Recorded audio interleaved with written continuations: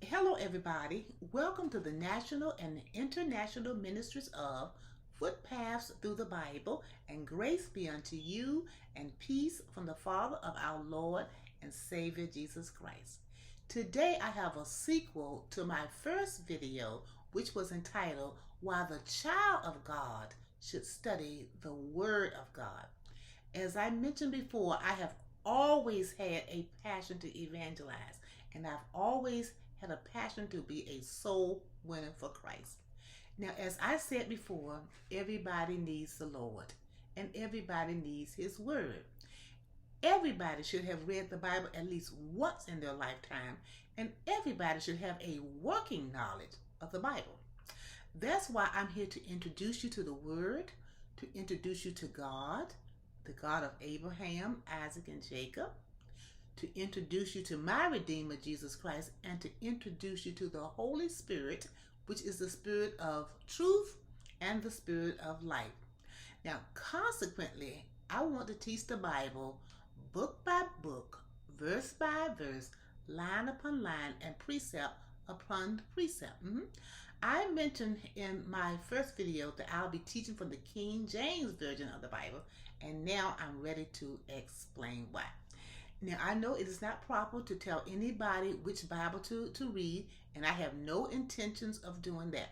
But the Bible does say that man should not live by bread alone, but by every word that proceedeth out the mouth of God. That means that God is still speaking, the Holy Spirit is still teaching. Amen? And we're going to use the Holy Spirit as our guide. Now, my favorite version of the Bible is the Amplified version of the Bible. First, I like it because it has subtitles in it, and it's like a mini commentary. I have found the comments and the commentaries in the Amplified Bible to equal the comments of a lot of reputable commentaries. But when I found a disturbing difference between the King James Version and the Amplified Version, it made me question all modern day versions of the Bible. Now, I have a link below entitled the Niv Exposed, and this link, I think you may like to see it. It was an eye opener for me, and I'm sure it'll be an eye opener for you.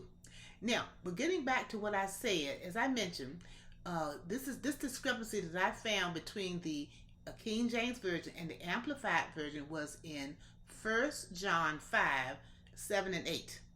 And what I'll be teaching is a parallel, but I'll have another Bible, the King James Version and Amplified Bible, side by side. Well, what I'm going to do now is go to the screen to show you 1 John 5, 7, and 8, and the screens and the scriptures that I have that go along with this verse. Thank you. Now we have 1 John 5, 7, and 8.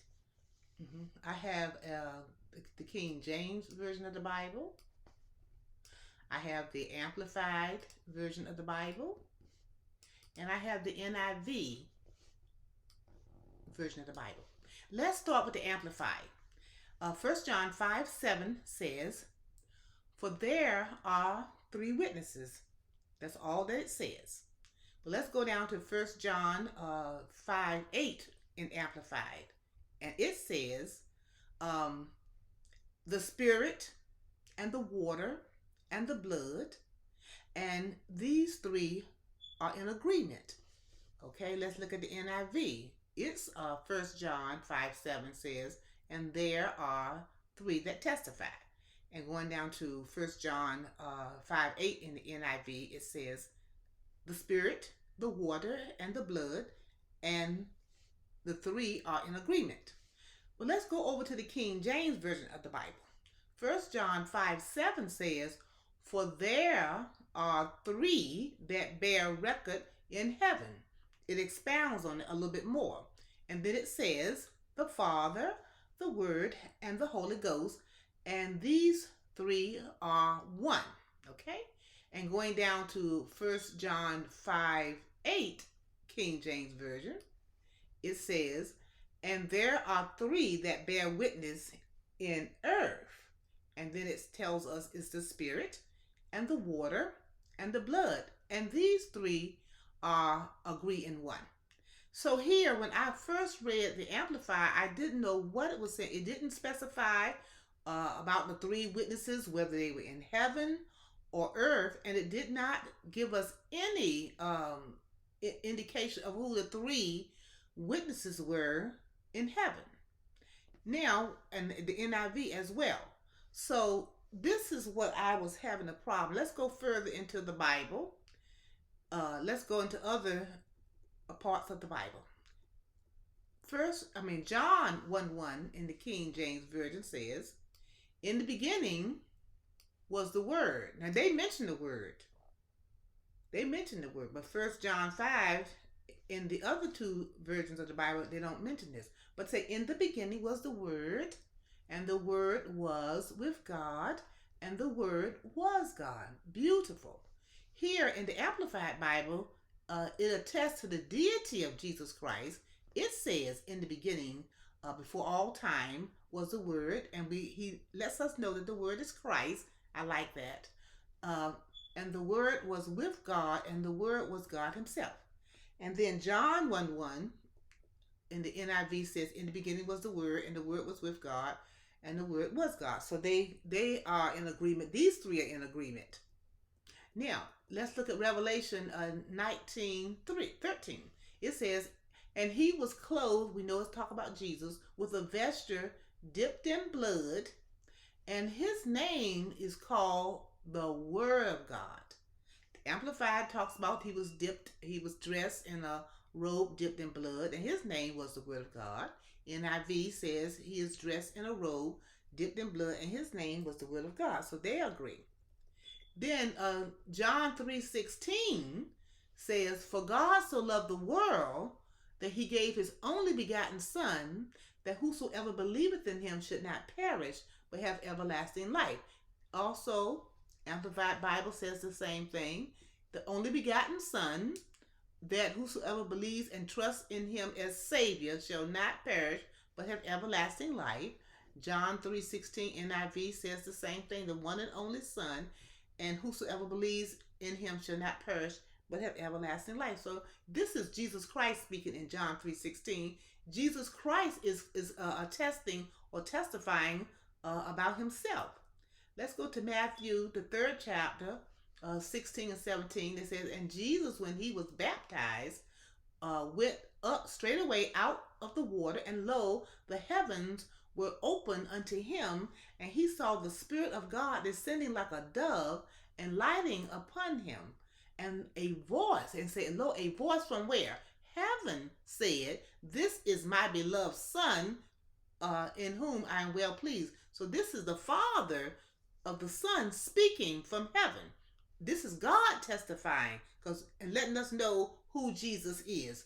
Okay, again, Amplified Bible says, after that, Jesus was baptized, and he came up immediately out of the water. The water and the blood. The water represents the baptism, and the blood is his death. "And behold, the heavens were opened, and he saw," they said John, "saw the Spirit of God descending like a dove." And it goes on and says, "And a voice again from heaven said, This is my beloved Son, in whom I'm well pleased." The NIV is in agreement. All these are in agreement. Then Hebrews says something about, Hebrews tells us, "How could we escape if we neglect so great a salvation, which was first spoken by the Lord," like in John 3:16 and in Matthew. It was first spoken by the Lord, and then they said, "And God also bearing witness." And it says also Hebrews 2:3-5. It says it was spoken first by God. We're going to talk about what happened at Caesarea Philippi. Okay, and God testified first who Jesus was, because we didn't know. I didn't know it. And again, the NIV speaks of this as well. But let's go. Deuteronomy. Let's look at what Deuteronomy. I chose this one. Deuteronomy 4:26 says, "I call heaven and earth." So God to witness. This is about against you this day, that ye shall soon utterly perish from off the land. So here, when God does speak, he has witnesses in heaven and earth. And here in Deuteronomy, heaven and earth.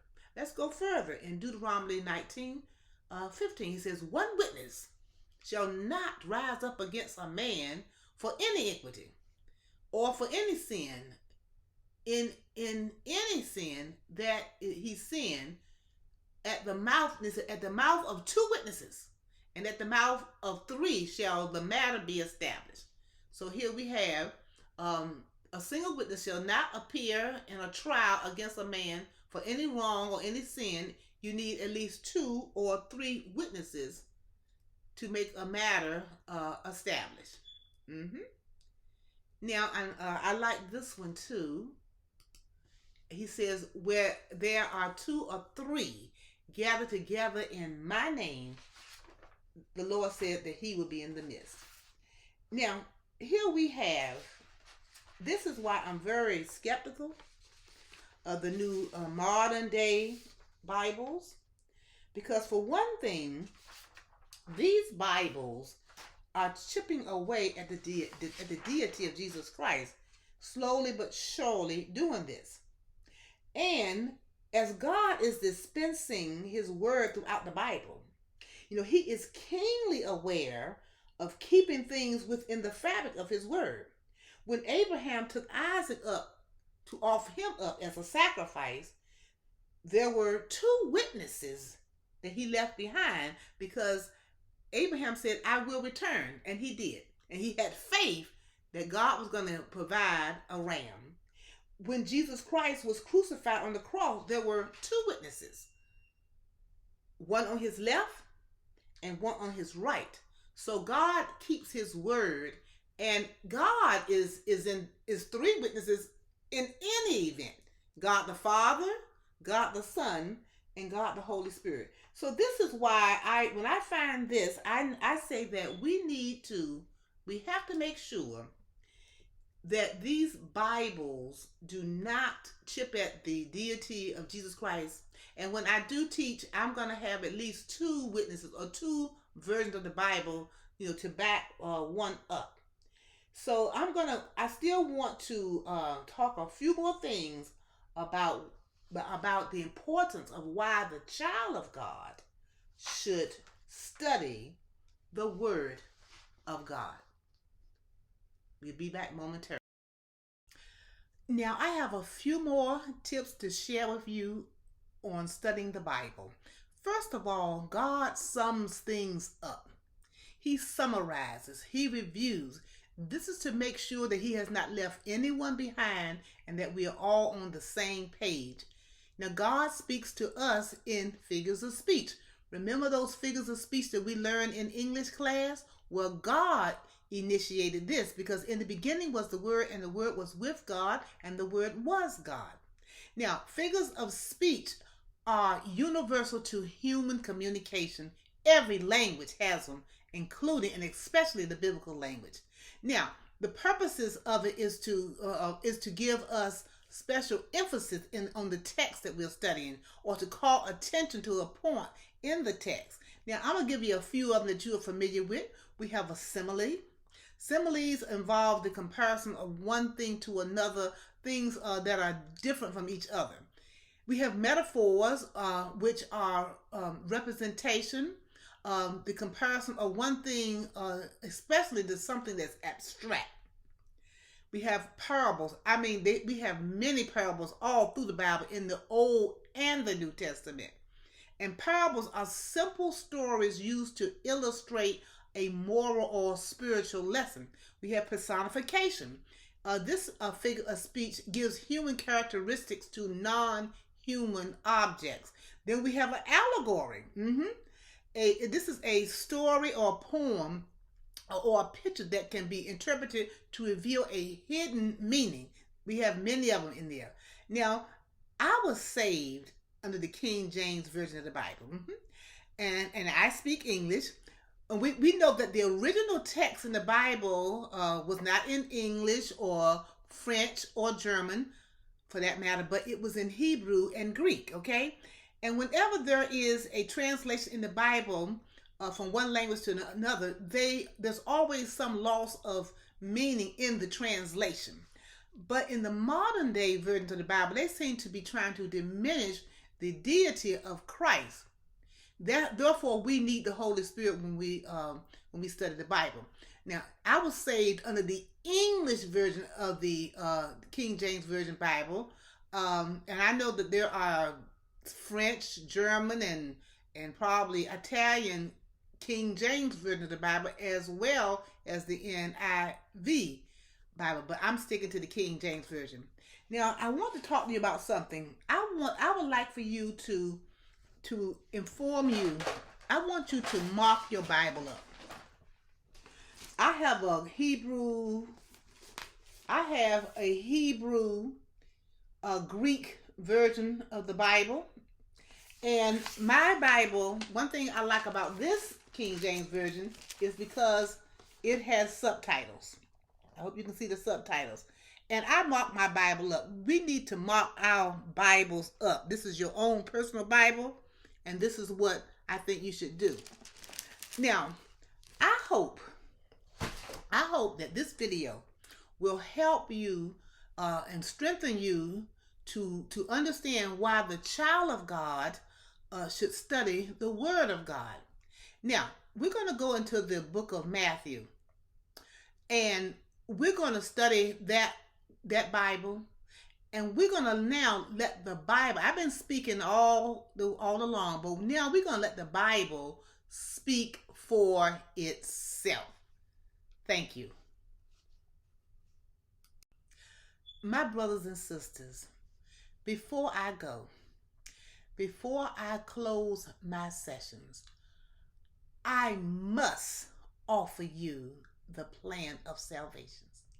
Romans 10:9-10 says that if thou shalt confess with thy mouth the Lord Jesus and shalt believe, that means have faith, shalt believe in thine heart that God has raised Jesus Christ from the dead, the Bible says thou shalt be saved. He didn't say you might be saved. It's a possibility. He said, thou shalt be saved. You've got to believe in the resurrection of Jesus Christ.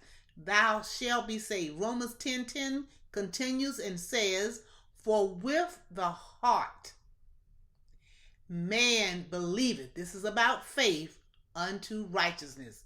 Amen. And with the mouth confession is made unto salvation. My brothers and sisters, so grace be unto you, and peace from the Father of our Lord and Savior Jesus Christ. So long.